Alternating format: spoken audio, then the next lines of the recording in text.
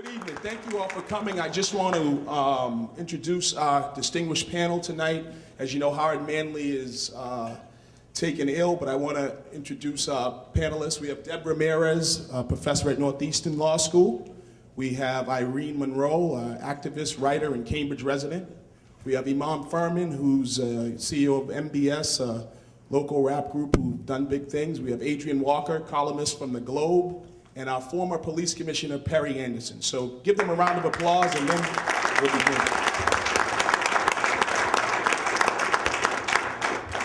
So I'm going to start this particular question with Adrian, but others can chime in. Adrian, as you know, Cambridge was in the spotlight after July, more so than we've been on most days, although we're a great place. What is the perception of Cambridge out in the world as you know it post-July 16th? Well, I think the perception of Cambridge certainly has changed as a result of this. Now it's a lot like the perception of Boston, of a place that has these weird racial problems and incidents that we wouldn't expect happening in a place like this. Even though I think people in Cambridge rightly view this as isolated in a way. I think in the larger world it sort of fits into this narrative people already have about Boston and New England as a deeply racially troubled place. Irene, anything on that? Oh, I concur with Adrian, absolutely. I think the incident clearly highlighted that Cambridge isn't any different than any other place. Cambridge likes to laud itself as the People's Republic of Cambridge. And one of the things that happens here with Cambridge is that as much as it is multiracial, it is monocultural. And that monoculturalism is also pervasive within the police department. And so what you have here, a very difficult time trying to talk about the intersections of race, class, and even sexual orientation when you're not only just dealing with Cambridge residents, but also with police. So what happens here that with a place that has two premier institutions like Harvard and MIT here that lauds itself as being progressive, and above all that, what we have to contend with, people of color, is what I best describe as liberal racism. Because it's this whole notion that we're too progressive, we're so liberal, and we're so with it, that this is just above us. Well, I also think that it depends upon the community. And I think I have the view of how Cambridge was perceived down in Florida. And there were a couple of different ways I think Cambridge was visualized, in the sense of Cambridge, first of all, being progressive. But I think there was an expectation that it didn't make any difference what the level of the person was, that person was not beyond police powers. And I think they looked at Professor Gates as a person that probably received some notoriety because of his position. There was also some concern that if this had happened to an ordinary person, would it have received the same attention? And I think that that's the perception. If this had been an ordinary person, would the President of the United States, would he have gotten involved? I don't think so. I don't think so.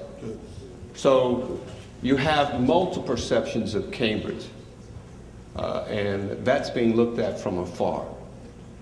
So you have to have those considerations. Just quickly, I think that, and I just want to let people know, we had a small group of people, Cambridge folks, who talked about the questions we were going to ask tonight. So we're asking questions as we see it from the ground. One of the things that's true about this incident is that I think by all racial lines, all class lines, people fell clearly in terms of opinion on the side of both, Crowley was wrong, Gates was wrong, and I don't think that, as you would expect, there was any fine line. Black people thought, Gates had issues. White people thought Crowley had issues. It was very interesting. Imam, your song was equally critical of both. Can you just speak to what the motivation was for you to write the song? Excuse me. Can I just piggyback on the last question? And I'm stuffed up, excuse me. But I think it opened the situation opened up situations like this for us to discuss on the racism as well as just the overall being harassed by police officers on the basis of, like, I'm speaking from youth. So, like, I believe this has been going on for a long time, but because it was Henry Louis Gates and because his affiliation with Obama and going to Harvard School, it opened up a foundation for us to look into the Cambridge Police Department as well as Crowley. So our song basically represented the opinions of both Crowley, the perspective of Crowley as well as Henry Louis Gates. And the reason why we wrote the song is because I'm a Cambridge native. I came from Boston, but I grew up in Cambridge. And what better way than somebody from my community to speak on these circumstances opposed to somebody else in the industry or somebody else trying to take light from what's going on in our community. The basis for the song was not to become famous, was not to bash the Cambridge Police Department, was not to bash Crowley, not to bash Henry Louis Gates or Obama, but we took the perspective that maybe some of you guys have in the audience who are on, or either in the middle or on either side of the situation that's going on. So, Irene? Yeah, I absolutely agree with him. But what a lot of folks said that clearly was true. Were it not Professor Gates, clearly it would not have gotten this visibility, but there's a bigger issue here.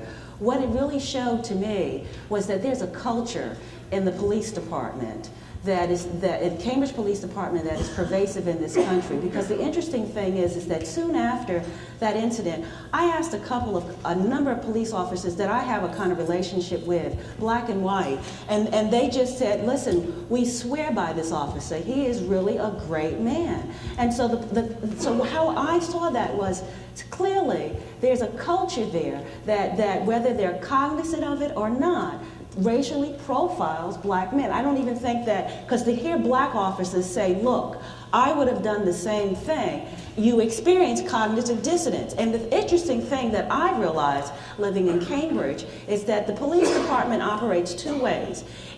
Professor Gates lives in one of these elite areas close to the university.